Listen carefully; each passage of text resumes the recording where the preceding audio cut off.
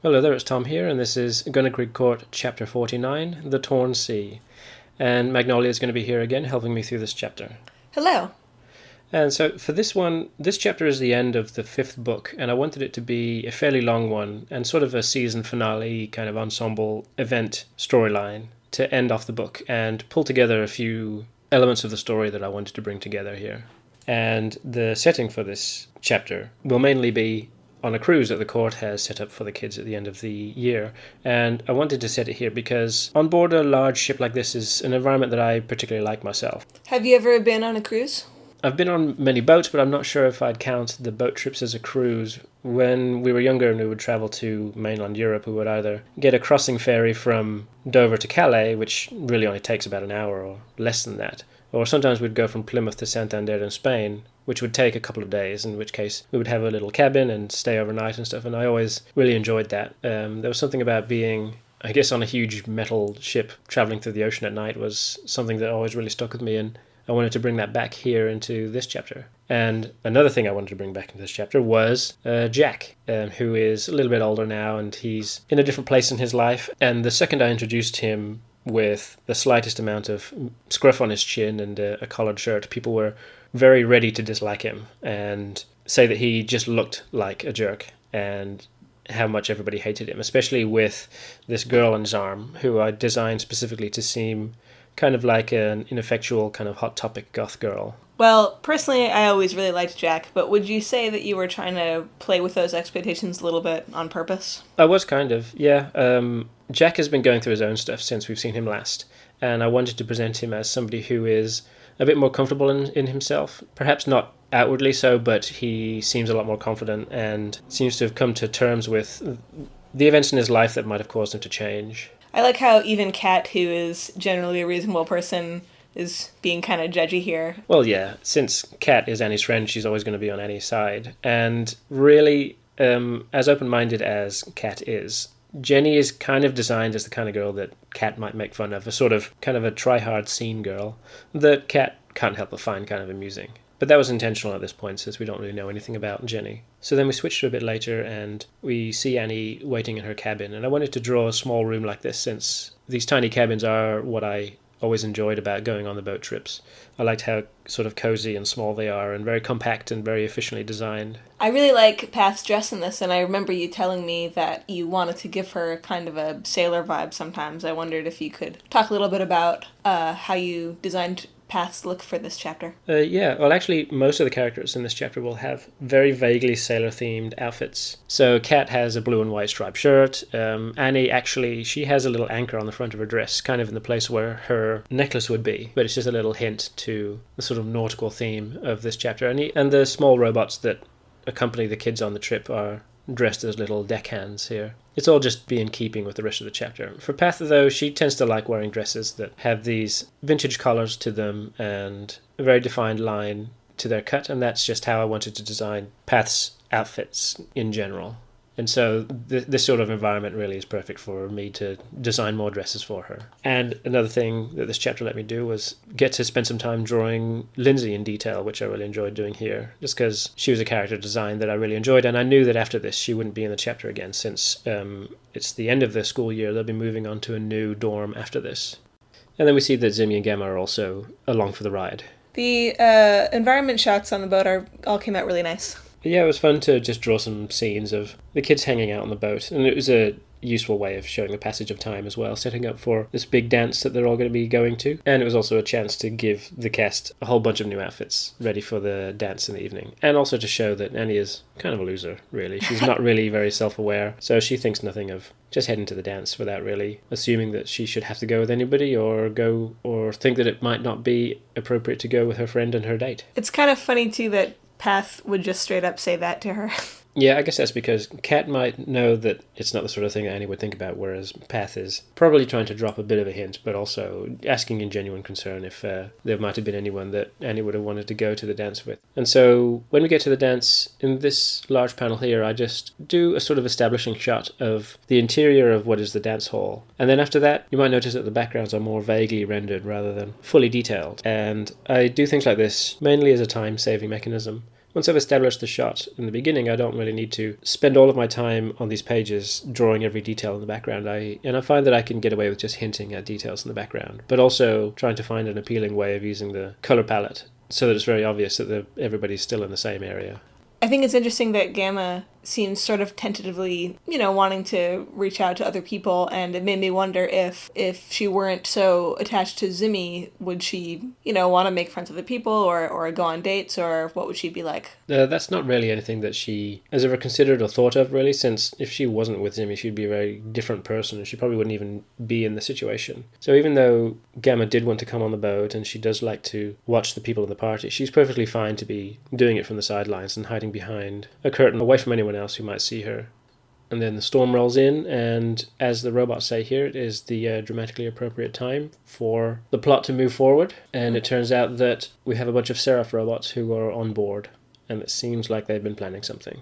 And again, we can see that here I'm just trying to pull a lot of elements together from previously in the series, such as Kat's experiment that she's been working on, and then the robots' use of Zimmy, since they know that she is able to sort of manipulate the ether in some way, which is directly related to the plan that they've been hatching here. Also, we're seeing here that Annie is capable of dispatching the robots with her fire powers, and I kind of needed to shut that down, otherwise she'd basically be able to just destroy all the robots. So it seems that the robots have been doing some research in their own time, finding out ways of locking out these powers. It's also interesting to me that there are other students that we don't know about that may have abilities that could affect that too. It's almost easy to forget that Annie and Kat and even Path aren't the only ones with abilities that we know of. Yeah, I kind of did it that way because the fact that there might be other students in their year or in other classes that may or may not have, I guess, what you would call special abilities is not supremely important to the plot of the comic. It was established right from the beginning that the court and the kids that might go there might have particularly special elements about them, and at this point it's not really the central focus. That might be a fun topic for a side comic someday. Sure. It could be something that I explore in side stories like I have done with other things, and that really is what the side stories are for. It's for elements that exist in the court that don't really pertain to the story and are not really the kind of thing that would aid the story if I was to focus on. So yeah, that's certainly something I can explore. So the robots have separated all the kids out here, and we catch up with Jack and Jenny, who seem to have already been on the case. When I first read this page, I thought this was the first time we had seen more traditional kind of magic or witchcraft or spellcasting, but then I realized it's basically what Kat's mom Anya does. That's right. It's a fairly traditional way of doing incantations using script and symbols and writing on the floor. And using symbols is another thing that I've alluded to, holding a lot of power in the past. And in this case, it was an element of the plan that Jenny and Jack have concocted. It's nice that Jenny and Jack are kind of a counterpoint to Annie and Kat and their magic and technology fusion thing. They are a little bit. Jack put together this, basically a mechanism with a couple of rotors on it that doesn't really have any computational power for it. And so Jenny's part of the plan is to enable it to reach somebody of importance, in this case it's Renard. So I wanted to show that the two of them are quite capable and on top of things. And so we are once again back in Zimmy's nightmare world. I'm glad to see that Jack takes it in stride. Yeah, this is another indication to show that he is someone who has come to terms with the stuff that's happened to him in the past, and he's a bit more comfortable with himself. He doesn't shy away from saying outright that he wished that he would never come back to this place, but now that he is here, he knows that he sort of has to keep things together. And so while this group of kids is lost in this nightmare world, we come back to Kat and Path, and we see essentially the execution of the robot's plan here. What were you thinking about when you designed the ship's true self here? Yeah, the ship's form here is based directly on inspiration I took from looking at pictures of whale skeletons.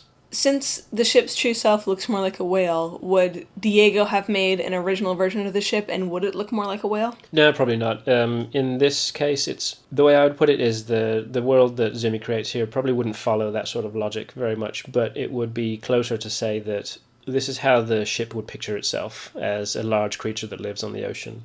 But would Diego have made an original version of the ship robot? Yeah, I'm sure he did. Cool. Yeah, that's cool. Or he might not have. He might not have got around to it, actually. I bet he did. And so the rest of this chapter, now that all the elements are in play, is going to be switching back and forth between the actors. in the plot as they work towards a conclusion here. And during all that, I bring in a couple more pieces from previously in the comic in the form of the robots and the Robot King and Renard and Shadow running off to try and help. Even the last panel with Gamma is based on a moment that, to me in the comic, was pretty memorable. That's right, that's reminiscent of Gamma's hiding place from Chapter 19.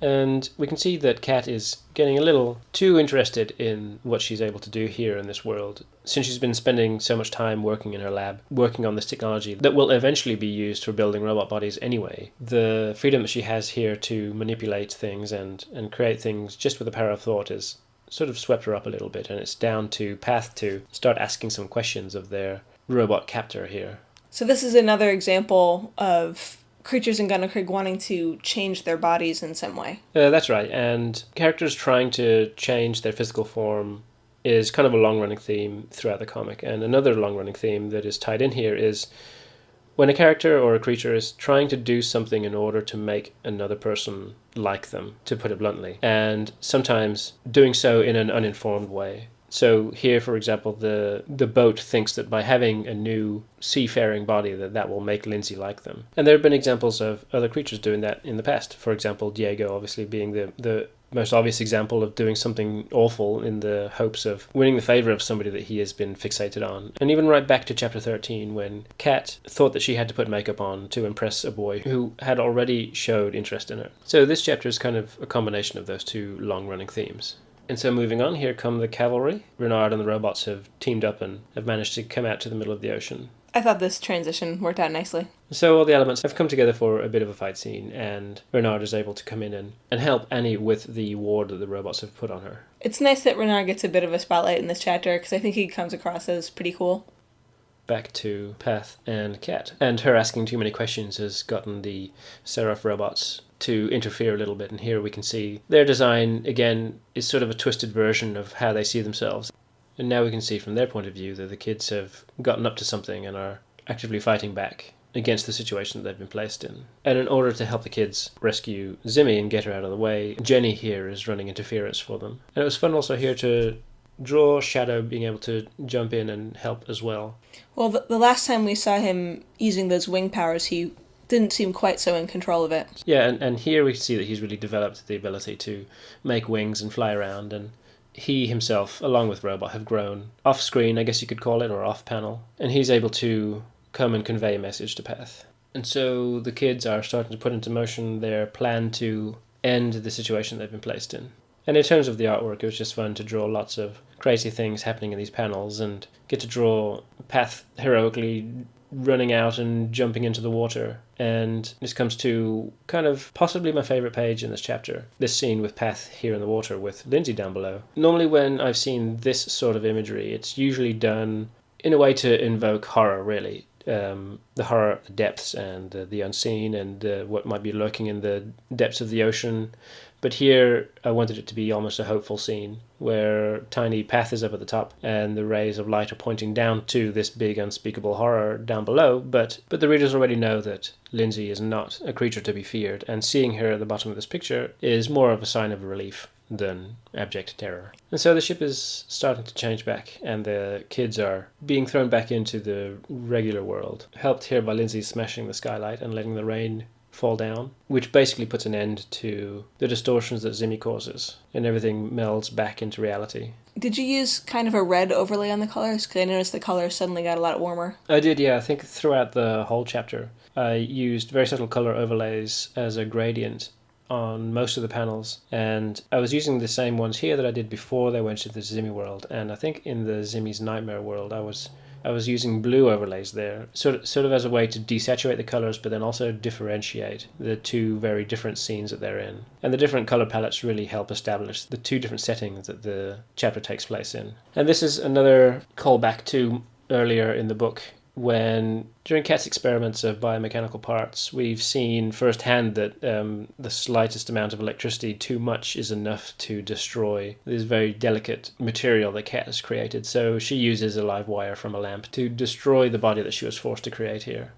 I think this is the first and only indication we've gotten so far that this vision of Kat is actually visible to people other than Zimmy in some way. That's right, yep, through the clouds of smoke, and that is probably something that might be an aspect later on in the story. I love this page, and I especially love it because in the last panel, Annie's expression, you really can't tell what she's thinking about it. Yeah, I didn't want to really give any indication as to what she was thinking at that point. I guess readers might have assumed that Jack had pursued Jenny because she is kind of a similar type to Zimmy. So it's interesting to see even that assumption kind of turn on its head a bit. So here I wanted again to show that Jack has his own way of dealing with things, and the relationship that he and Jenny have is very upfront, where the both of them know, where Jenny knows outright the troubles that Jack has had in the past, and this is something that not only is she okay with, but she didn't use that as a barrier to pursuing a relationship with him. And I guess what I was trying to show with these two was just an example of a relationship between two young people who are going out, and it's not a big deal. It's not the end of the world that Jack has a few hang-ups, and it's not a big deal that, for example, Jenny asked him out. In the end, they're basically just the average teen couple that you might see anywhere. And now with that big ordeal over, the ship sails off into the sunrise, and once all that is over, the kids are back into their dorm. And these last few pages are just winding down the chapter with Annie and Kat talking about what they're going to get up to over the summer and bringing the book to a close. It's nice they got to spend the summer together finally. And the final note of bringing everything together, we see a small epilogue scene of the Seraph robots discussing what they've done and how they were sort of pushed into it by Robot. And calling back to this phrase, it was worth it, which in this case they've taken to mean that sometimes they might have to do questionable things in order to become closer to Kat or to help her in her journey of discovery and helping the robots. I'd kind of forgotten that Robot was actually behind all this. That's right, it turns out that he was the reason why the Seraph robots did all this. I guess he's not such a cutie pie. Okay, well, luckily I can cut it before that, yeah. And so, as usual, the book ends with not a bonus page, but with a treatise page. And I don't like to give away everything that the treatise page symbolizes, but there are a few notable symbolic elements here.